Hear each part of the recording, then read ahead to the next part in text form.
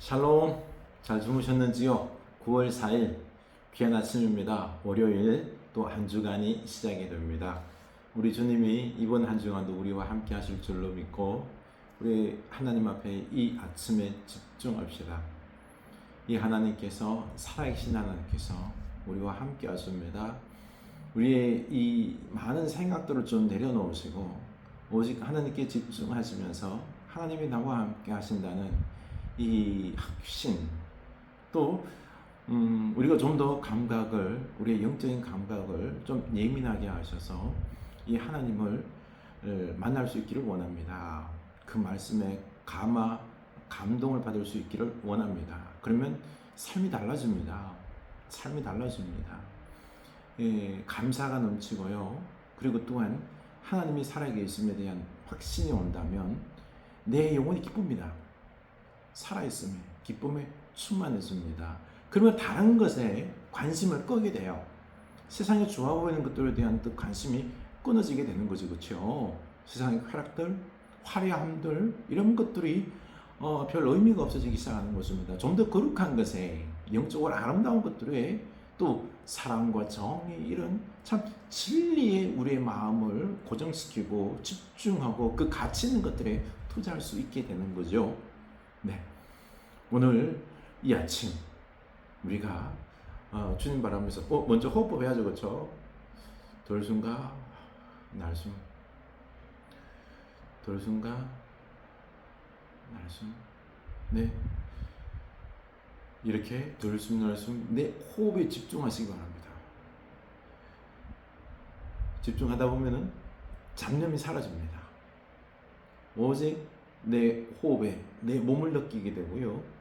편도체에 안정이 되고 감정이 가라앉게 됩니다. 불안한 감정들 다 흘러가 버립니다. 그리고는 이제 우리가 이 편안한 가운데 속에서 주님 앞에 집중할 수 있기를 원합니다. 주님 말씀 듣고 기도하고 그 가운데 속에서 주님을 한번 느껴보시기 바랍니다. 말씀 속에 임하시는 우리 하나님을 만나볼 수 있기를 원합니다.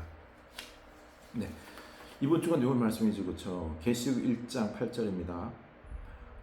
주 하나님이 이르시되 나는 알파와 오메가라. 이제도 있고 전에도 있었고 장차 올 자요 전능한 자라 하시다. 아멘. 우리 하나님은 전에도 지금도 앞으로도 장차 올 전능자 하나님이십니다. 처음과 나중 알파와 오메가, 영원자 하나님. 우리 영원한 하나님 안에서 이 온 우주 만물들이 연결 하나로 되어 있는 것입니다. 그러니 우리 하나님의 그 말씀 속에서, 명령 속에서 다 움직여갑니다. 그러니 걱정하지 맙시다. 다 바뀔 수 있기를 원합니다. 평안할 수 있기를 원합니다. 네, 오늘 말씀은 열왕기상 1장 38절입니다. 열왕기상 1장 38절.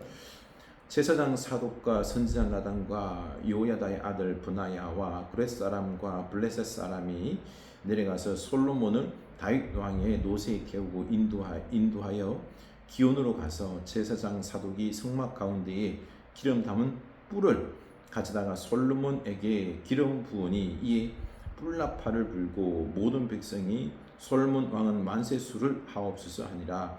모든 백성이 그를 따라 올라와서 피리를 불며 크게 절구함으로 땅이 그들의 소리로 말미암아 갈라질 듯 하니. 아멘.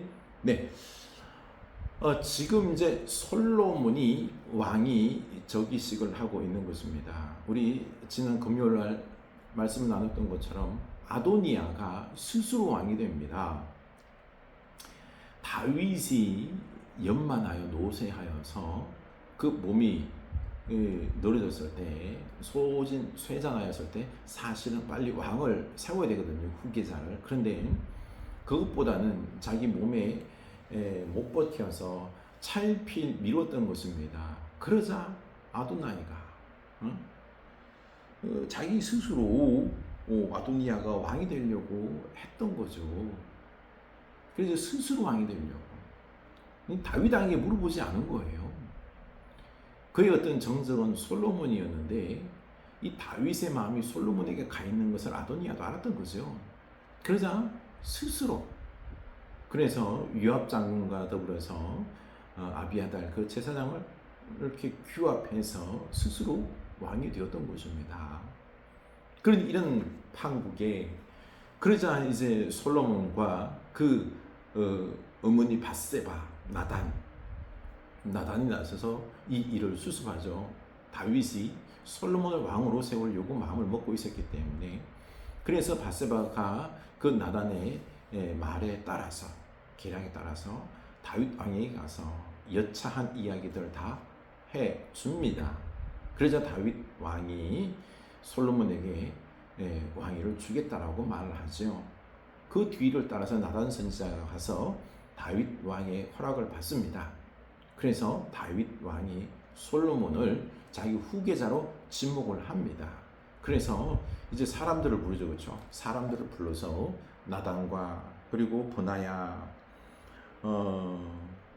불러서 그들을 그 보면 나단과 요야다의 아들 브나야, 그렛 사람과 블렛 사람, 이들은 예전에 다윗이 압살롬을 피해 도망갈 때 함께 입에서 도와줬던 사람들입니다. 그들이 함께 하여서 이제 솔로몬을 호위하여 다윗 왕의 노새에 솔로몬을 태웁니다. 그렇게 해서 솔로몬을 이제 왕으로 추대하게 되는 것입니다. 그 성전에서 기름 가지고 와서 기온에서 기름을 솔로몬에게 붓습니다. 솔로몬 왕은 만세수를 하옵소서 모든 백성이 뿔나팔을 불면서 외칩니다. 그 소리가 얼마나 컸던지 막 울려 퍼졌던 거죠.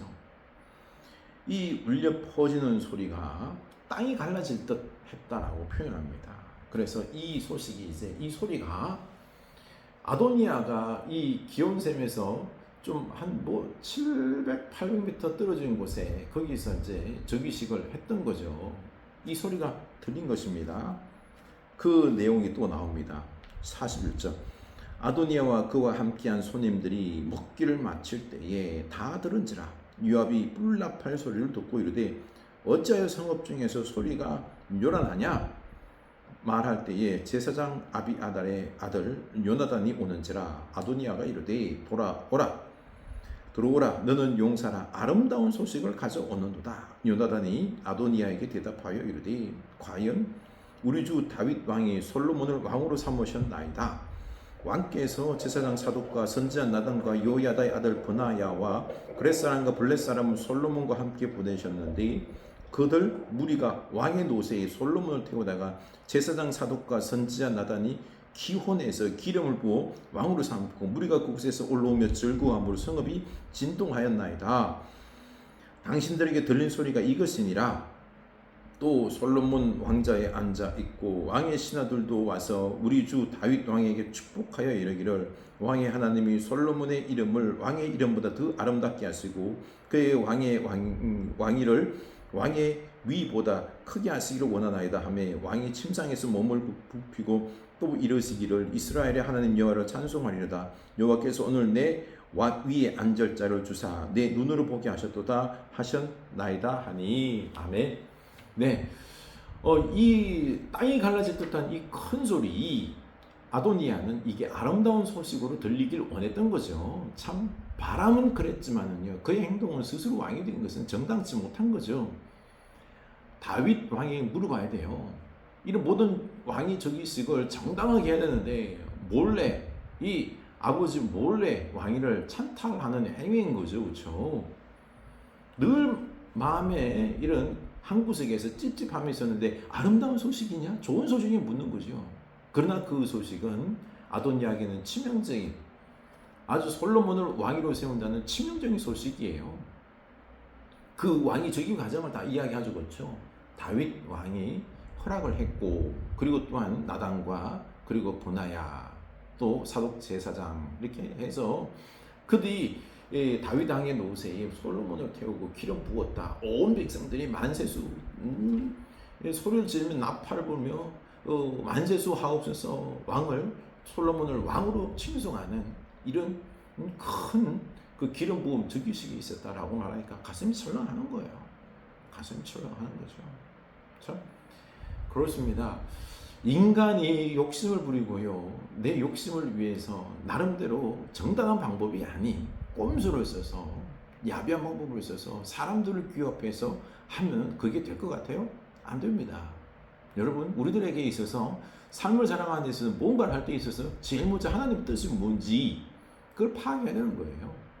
하나님의 뜻을 물어보고, 그리고 그 절차를, 왕이 저기식의 절차를 공정하게 그리고 드러내놓고 해야 되는데, 그렇게 하지 않고 숨어서 몰래 꼼수를 한 거죠. 그렇죠?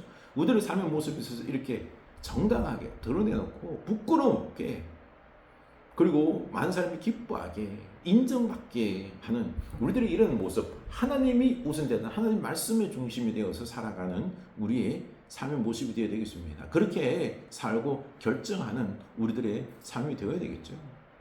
이 솔로몬 저기에 대해서 다윗 왕이 참 기뻐합니다. 이 말이 참 되게 이상한 말인데요, 살짝 기분 나쁜 말일 수 있어요. 솔로몬의 왕위가 다윗 왕보다 더 높기를, 크기를 원합니다라고 말을 합니다.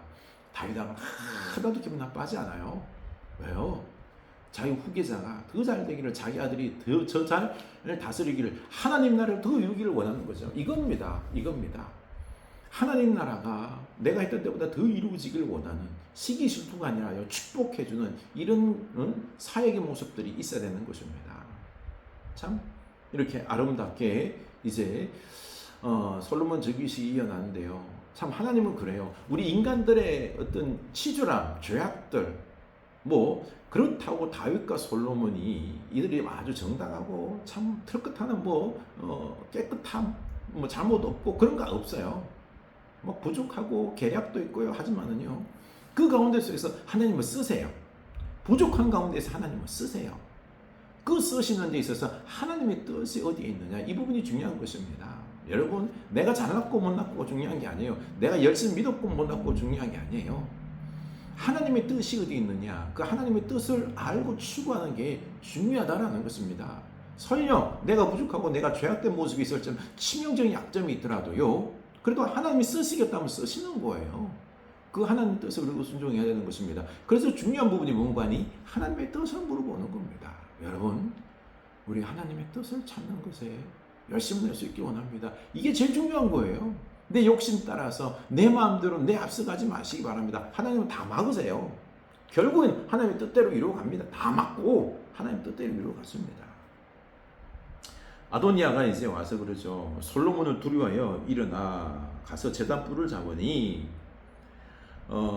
어떤 사람이 솔로몬에게 말하여 이르되, 아도니아가 솔로몬 왕을 두려워하여 지금 제단 뿔을 잡고 말하기를, 이렇게 제단 뿔을 잡는 이유는 뭐예요? 살려고 그러는 거예요. 제단에 있을 때는 사람을 못 죽여요. 그래서 거기서 솔로몬에게 거래하는 거죠. 나 죽이지 마라. 그래서 솔로몬은 아도니아를 용서하는 거죠. 네가 헛된 마음만 품지 않는다 그러면은 내가 너를 죽이지 않겠다라고 하는 것입니다. 결국엔 자기 목숨을 구걸하는, 참 일일천하도 아니죠, 그렇죠? 우리들의 모습에 있어서 이렇게 부끄러운 삶이 그 결과들이 일어나지 않도록 우리는 늘 하나님의 뜻을 추구하는 하나님의 자녀들 될 수 있기를 축복합니다. 오늘도 하나님의 뜻을 분별하여서 그 하나님의 뜻대로 기쁜 마음으로 순종하고, 그리고 부끄러움 없는 삶을 살아낼 수 있기를, 정정당당하게 살아가는 오늘 하루 될 수 있기를 주님 이름으로 축원합니다. 아멘.